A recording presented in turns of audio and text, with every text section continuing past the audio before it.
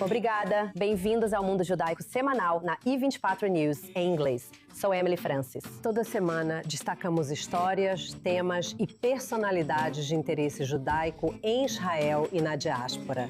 Começamos com as principais notícias do mundo judaico desta semana. Confira. Um homem da Califórnia foi condenado a 1 ano de prisão e liberdade condicional pela morte do manifestante judeu Paul Kessler. Louai Abdel Fattah al-Naji se declarou culpado de homicídio culposo e agressão após o confronto de novembro de 2023 em manifestações rivais pró-Israel e pró-Palestina em Thousand Oaks. Promotores afirmam que al-Naji atingiu Kessler com um megafone, causando sua queda e batida de cabeça no asfalto. O judeu de 69 anos morreu no dia seguinte por traumatismo craniano. A família dele criticou a sentença branda. Iniciaram a restauração do principal cemitério judeu de Damasco, como parte de um esforço para reviver o patrimônio judaico-sírio após a queda de Bashar al-Assad. O cemitério, com centenas de túmulos, não foi danificado na Guerra Civil, mas ficou muito tempo negligenciado. A primeira fase envolve a limpeza e o reparo dos túmulos. A restauração dos muros, a iluminação e as câmaras de segurança ficam para o próximo mês. E por fim, a lenda da comédia judaica, Mel Brooks fez 100 anos. Nascido como Melvin Kaminsky, ele cresceu em um lar judaico no Brooklyn. Após servir na Segunda Guerra Mundial, construiu carreira na televisão, stand-up e cinema, tornando-se famoso por sua sátira ousada. Seus trabalhos mais conhecidos incluem Os Produtores, Banzé no Oeste e O Jovem Frankenstein, filmes que faziam piadas ousadas sobre nazistas, preconceito e poder. O número de mortos continua a subir como resultado dos 2 terríveis terremotos na Venezuela. Mais de 2.000 pessoas já foram confirmadas mortas. E à medida que os dias continuam passando, as chances de encontrar sobreviventes ficam cada vez menores. A comunidade judaica da Venezuela também foi muito afetada pelos terremotos. 3 membros da comunidade, que conta com 5.000 pessoas, tiveram a morte confirmada, vários outros ainda estão desaparecidos e dezenas de famílias perderam suas casas. Agora, direto de Caracas, está conosco Roberto Mishkin, presidente da União Israelita de Caracas, a maior congregação askenazi do país. Olá e obrigada por estar aqui. Sei que você tem muita coisa para resolver. E eu quero começar perguntando: como todos estão lidando com isso? Eu sei que a situação ainda é de desastre. Olá, um bom dia a todos. Obrigado por me receberem. Isso tem sido realmente uma catástrofe para nós. É um país que está há mais de 20 anos em uma grave crise econômica e política. Ter isso acontecendo agora é avassalador. Felizmente, nosso número de mortes não tem sido muito alto. O impacto emocional na comunidade tem sido enorme. Eu posso imaginar. Mas todo dia sim. Mas alguém previu isso ou foi simplesmente um golpe duplo? Eu não consigo imaginar. Sou de um lugar com terremotos e lembro que o de Northridge já foi assustador. Imagine 2 seguidos. Isso, quer dizer, pra gente não parecia 2 seguidos. Parecia só um terremoto muito longo. Ninguém sabia que isso podia acontecer. Não tivemos nenhum tremorzinho antes, nada. Simplesmente aconteceu. Uau! E a gente sabe que ainda há dezenas de milhares de desaparecidos. Mas fale sobre como, o bairro e a comunidade judaica, de alguma forma, foram abençoados por não terem tido mais fatalidades. Acho que Caracas, no geral, foi abençoada. Considerando que em 1967, Caracas teve um terremoto tremendo que realmente devastou a cidade, talvez a forma como constroem hoje tenha tornado tudo mais seguro.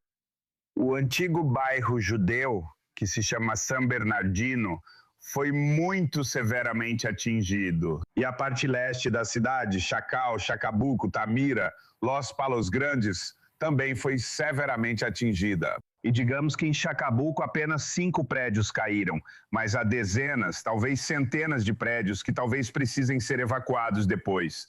O mesmo em San Bernardino. Tivemos, se a memória não falha, 3 prédios que desabaram. São apenas 3 prédios antigos. Mas há muitos prédios nos quais as famílias não poderão voltar a morar.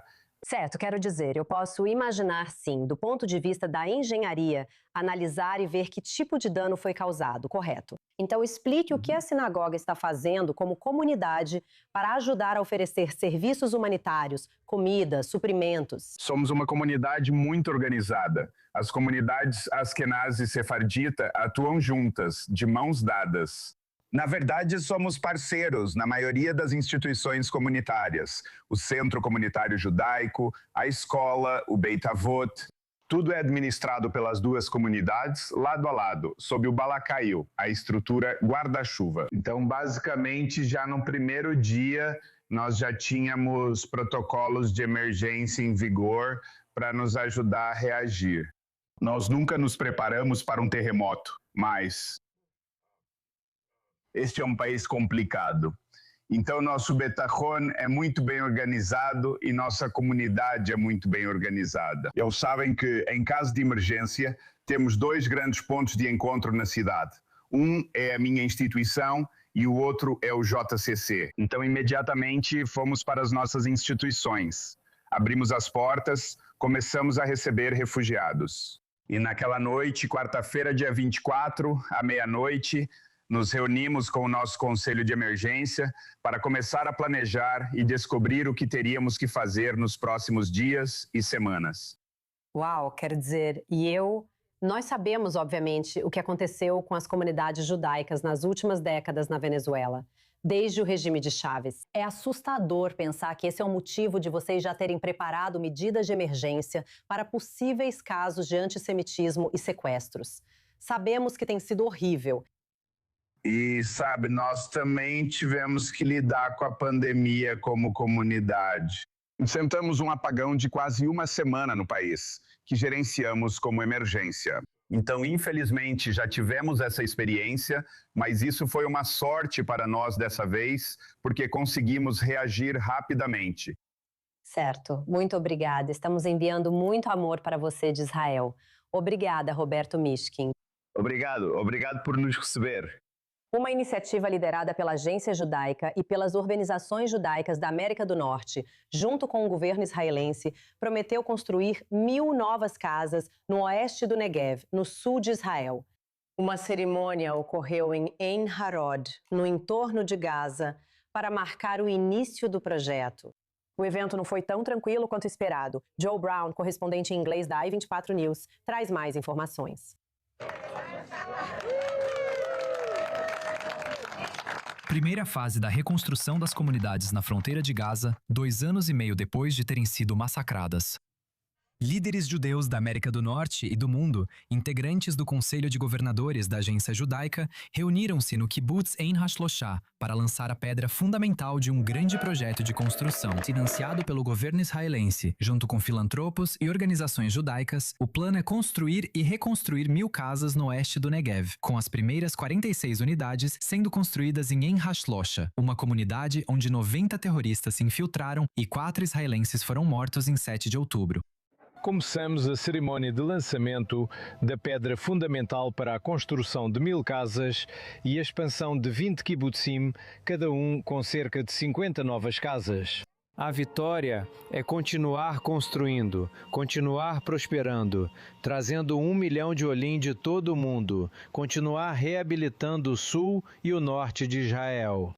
Al-Almog afirmou na cerimônia que deseja dobrar a população do entorno de Gaza, especialmente com a agência judaica trazendo imigrantes judeus para Israel e para comunidades devastadas em 7 de outubro, acrescentando simbolismo. Não se trata da moradia, trata-se do espírito.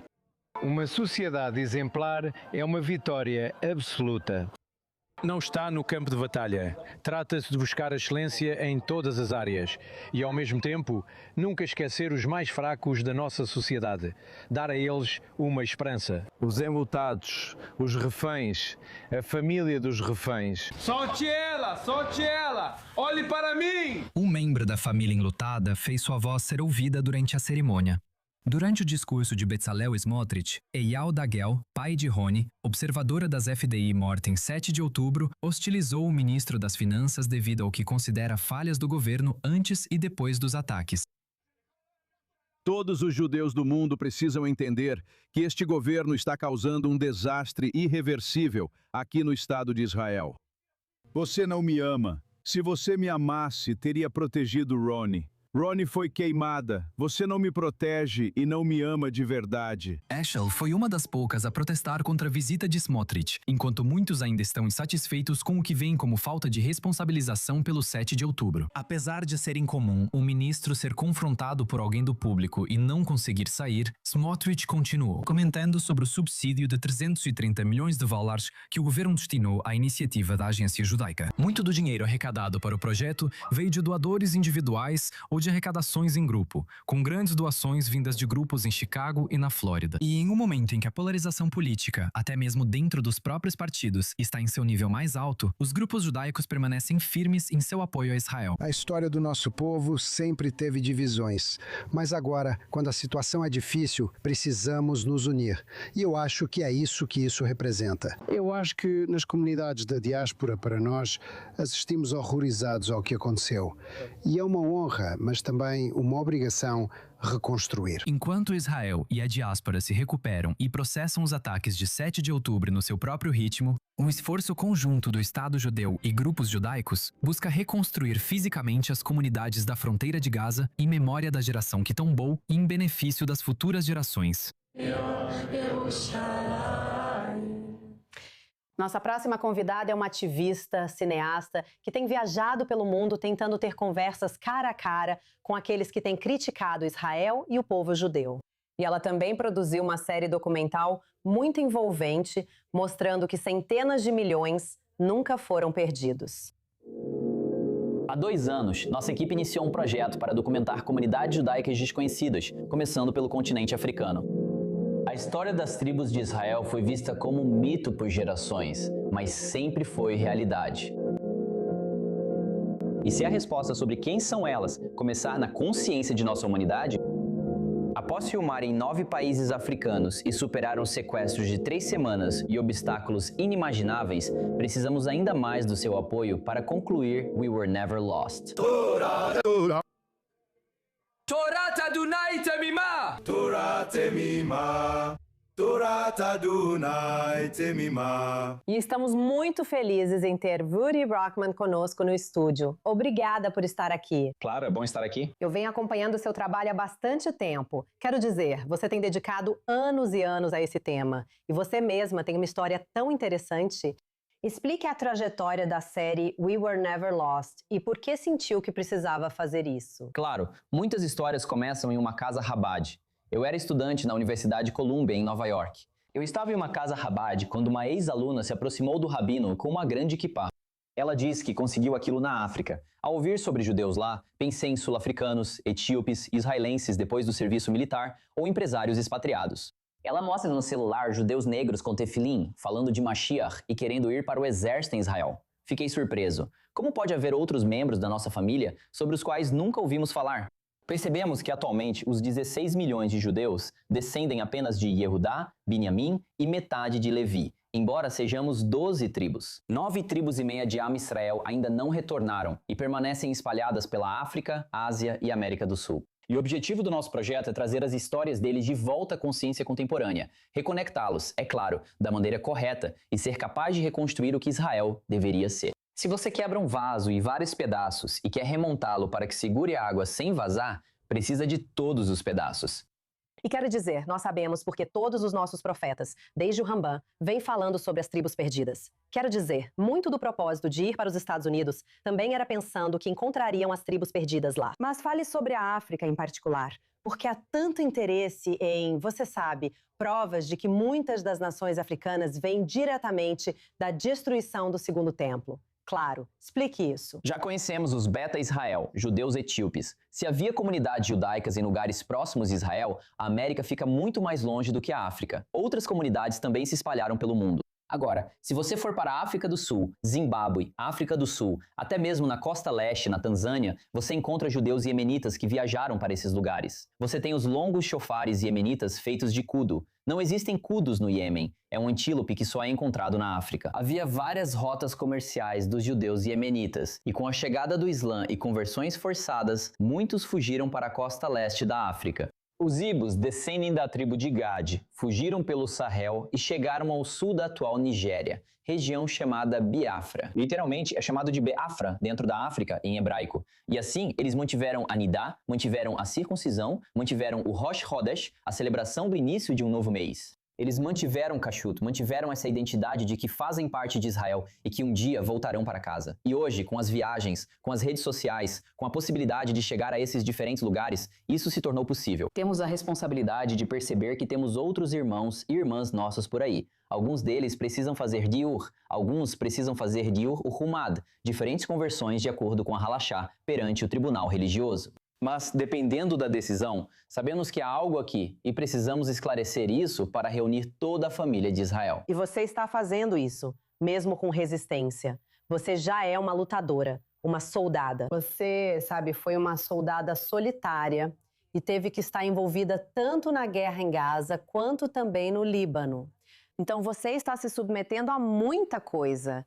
E explique a coragem que vem com tudo isso. Claro, vejo-me como um guerreiro da luz. Não sou guerreiro apenas para lutar, nem vivo na luz só por viver uma realidade. Estou aqui para criar uma realidade de luz. Agora, infelizmente, temos inimigos hoje em dia, e às vezes você precisa se levantar e ir lutar. Então, no dia 7 de outubro, voltei para Kfar Aza. Fui convocado como reservista. Lutei na noite de 7 de outubro contra o Hamas em Kfar Aza. Depois, fui da primeira unidade em Khan Yunis, Gaza, e em Al-Aida, Líbano. Em breve, voltarei ao Líbano. Então esse é o combate físico, mas também existe um combate ideológico.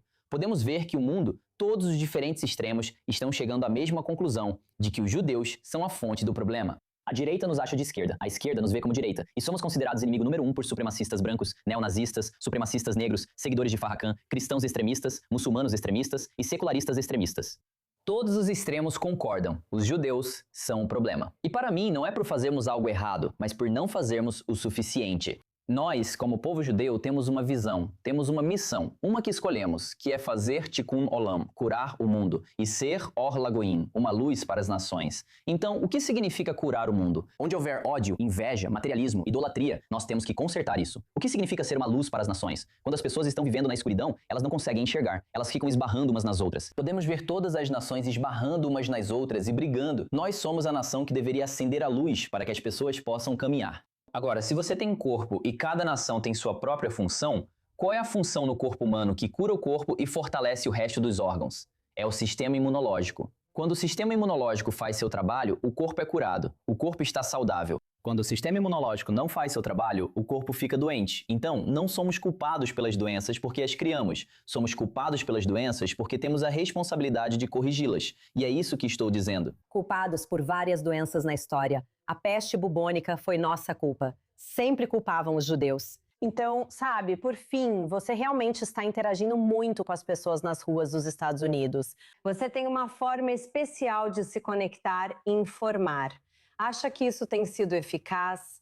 Alguém já disse, ele tem algo a dizer e eu realmente procurei aprender mais. Sempre busco entender com quem converso. Se a pessoa é mais velha, mais jovem, de direita, esquerda, religiosa, secular, cristã ou muçulmana. Quando entendo quem elas são, encontro as verdades em sua narrativa e conecto a minha. Ninguém quer ouvir, você está errado, eu estou certo. Elas vão rejeitar imediatamente, mesmo que você realmente esteja certo e elas erradas. Elas querem ouvir como estão certas e mostrar como podem estar ainda mais certas nos próprios termos. Então alguém vai chegar para mim e perguntar, você é sionista?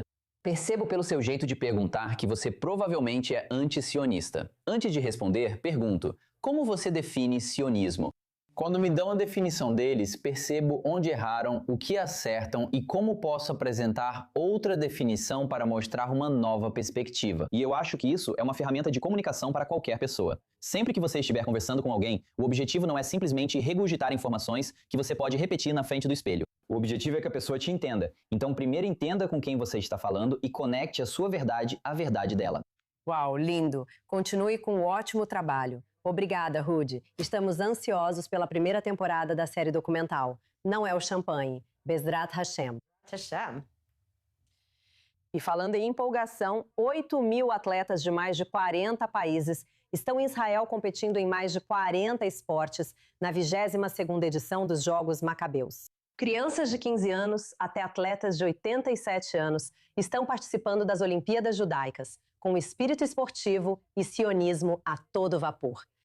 A abertura em Jerusalém desfilou todos os atletas de cada país, com homenagens musicais iluminando o estádio. Veja mais. Boa noite do Estádio TED! Os Macabíadas de 2026 começaram em grande estilo no lotado Estádio TED em Jerusalém. Como as Olimpíadas regulares, as judaicas ocorrem a cada 4 anos, mas no ano passado foram canceladas pela guerra de 12 dias com o Irã. E a guerra com o Irã deste ano colocou o evento em risco, com alguns atletas, incluindo toda a delegação canadense, impossibilitados de comparecer. Mas isso não impediu que milhares de atletas de mais de 40 países mostrassem suas cores no palco, em uma cerimônia de abertura brilhante e extravagante. É uma experiência muito emocionante ver quantos atletas estão aqui. Especialmente quem veio de lugares distantes e se dedicou para estar aqui, faça chuva ou sol. Também estamos animadas com a equipe dos Estados Unidos, que conta com mais de 900 pessoas com idades entre 14 e 87 anos. Muitos esportes e atividades diferentes, Incluindo xadrez, pickleball e vários esportes divertidos que não existiam quando alguns de nós éramos crianças. Tô me incluindo nisso. O evento foi apresentado pelo apresentador israelense-americano Michael Harpaz e pela influenciadora judaico-americana Montana Tucker. Além disso, apresentações musicais de Eden Reichel e das estrelas do Eurovision Netta Barzilai e Yuval Rafael. Também estiveram presentes o primeiro-ministro israelense Benjamin Netanyahu e o presidente Isaac Herzog. Bem-vindos à sua casa fora de casa. Vocês estão se reunindo em Jerusalém neste belo evento, vindos de todas as partes do mundo para a abertura do 22ª Macabíada. Isso nos enche de um enorme orgulho e preenche o estádio com uma energia magnífica. A maioria das 2 semanas de competições esportivas será no centro de Israel, com algumas atividades em Jerusalém e no norte do país. Mas isso marca um importante retorno à normalidade para Israel e toda a diáspora judaica. Estados Unidos. Estados Unidos. Entre as maiores delegações, Argentina, Brasil, México e os Estados Unidos, com 900 atletas americanos, treinadores, mentores, pais, avós de 40 estados diferentes, competindo no Juniors Open, Masters, Paralimpíadas. Abrange todas as categorias. E agora está conosco Marshall Einhorn, o CEO da Maccabi Estados Unidos. Que bom te ver. Parabéns. Conseguimos. Você finalmente chegou. Muito obrigado. É incrível estar aqui. Foram muitos anos de preparação. E certamente depois do adiamento do ano passado... É realmente emocionante estar aqui oficialmente e dar início a tudo ontem à noite em uma cerimônia de abertura incrível no Estádio TED. Realmente foi. E eu tive a oportunidade de estar lá e foi muito bem feito e realmente já era mais do que hora. E foi simplesmente inspirador. Inspirador ver os países que eu mencionei. Quero dizer, pessoa após pessoa. É impressionante como alguns vieram de lugares muito mais distantes que os Estados Unidos. Porque é tão importante estar aqui, sabe, representando e convivendo com o resto de nós em Israel que passamos pelos últimos 3 anos. Bem, eu adoro essa sensação de que pessoas do mundo todo vieram para o estádio. As delegações se preparam na arena do outro lado da rua e depois todos os países se reúnem lá. Os Estados Unidos entram quase no fim, então não vemos todos os países desfilando no estádio TED. Por isso, é ótimo que isso tenha ficado claro. Sim, eu acho que é extremamente importante estar aqui. O maior encontro judaico global da diáspora em Israel desde 7 de outubro. E você sabe, estamos esperando por esse dia desde então. Você sabe, há desafios aqui em Israel e na região. E para as comunidades judaicas ao redor do mundo, é simplesmente muito significativo e importante estarmos juntos como um só povo judeu, para nos unirmos em solidariedade uns com os outros. E com Israel e os israelenses, bem aqui em Jerusalém, em Tel Aviv e por todo o país. É simplesmente extremamente importante neste momento. Então, sabe, como mencionamos, a delegação tem 900 pessoas de todas as idades. Conte pra gente sobre alguns dos maiores destaques, sabe? Eu adoro o fato de que tem basquete para maiores de 45, maiores de 55, um triatleta de 87 anos e agora os juniores também podem participar. Imagino que haja muitos atletas promissores que também vão inspirar as crianças que vivem aqui. Eu poderia levar meus filhos para assistir ao tênis, por exemplo, perto de onde a gente mora. Sim, eu acho que a beleza da Maccabiada está certamente no cenário e na união do povo judeu, mas os esportes em si são incrivelmente diversos. Você citou opções como basquete, tênis, paddle e pickleball, um dos nossos esportes mais recentes. Podemos falar sobre ele e também sobre as faixas etárias. Então, nós temos a nossa categoria aberta, que é mais parecida com as Olimpíadas, geralmente de 18 a 30 anos, atletas que estão no auge do seu desempenho. Mas como você mencionou, também temos atletas juniores, começando aos 14 anos até os 18 anos. Temos atletas master. A categoria de idade em que eu me encaixaria seria de 35 anos ou mais. Nossos atletas na delegação dos Estados Unidos têm idades que variam de 14 a 87 anos, e praticamente todas as idades entre esses extremos. Então é realmente um ótimo lugar para atletas que estão começando e que um dia vão jogar esportes universitários ou potencialmente esportes profissionais. Já tivemos atletas com sucesso profissional e olímpico, além de outros em fases avançadas da carreira, retornando ao esporte ou praticando a vida toda. Estão procurando competir contra os melhores atletas do mundo judaico, sabe, no seu esporte específico e na sua faixa etária. Incrível. Bem, Marshall, muito obrigada. E estamos ansiosos por 2 semanas de competição e tantos esportes incríveis. Até xadrez e pickleball, como você disse, o que é muito legal. Exatamente. Estamos ansiosos para ver todos e o acolhimento do povo israelense foi muito significativo. E é realmente um sentimento mútuo de amor que já vimos. E esperamos continuar assim nas próximas semanas. Incrível. Muito obrigada novamente.